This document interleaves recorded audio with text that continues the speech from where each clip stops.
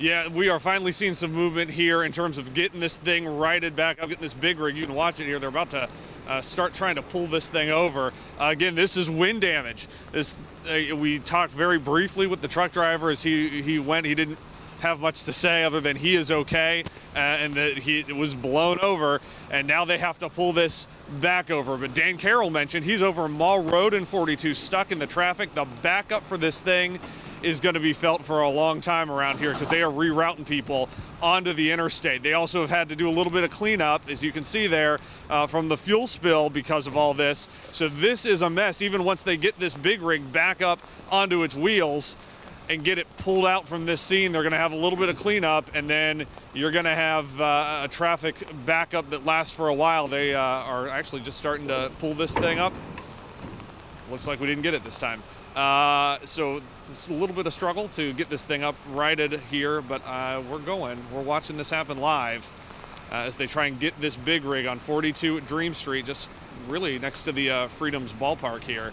Try and get this thing back up on all its wheels. Let's see if we can get it up. Yeah, Evan, we'll watch it with you because this is interesting work. Because crews are out there dealing with the elements, trying to upright this big rig out there. And while we're watching this, hopefully we'll see this thing uprighted. Tell us a little bit. I see it's still raining there. Your hood's still on. What have the conditions been like where you are from the standpoint of the rain over the last, 30 minutes or so?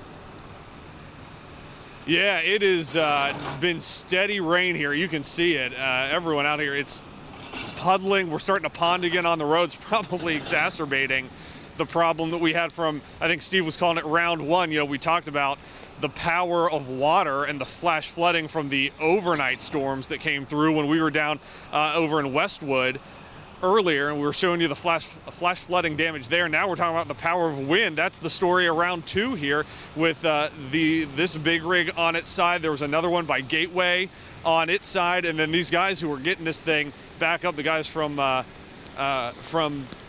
Complete Towing over here, told me that they've had calls for even upwards of 4 to 6 big rigs between Gallatin County and Boone County that got blown over in this second wave of storms we had this morning. Evan, you have a perspective that most of us don't, and that is, you mentioned you were in Westwood, then you were in Columbia Parkway, then you were...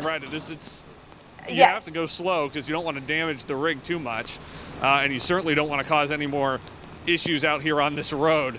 So this is a delicate process, but these guys do it. They're not novices, I should say. They have some experience in doing this. We see these guys at most major wrecks like this. So they're going to take their time, they're going to get it right, and they're going to get this thing righted so that 42 can reopen.